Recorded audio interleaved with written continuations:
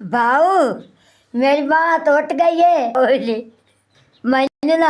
मैंने पीड़ बहु है तो मैंने रात सारी रात सविंदा ही नहीं बैठी है। ये महीने दी पई हुई है मंजी ते।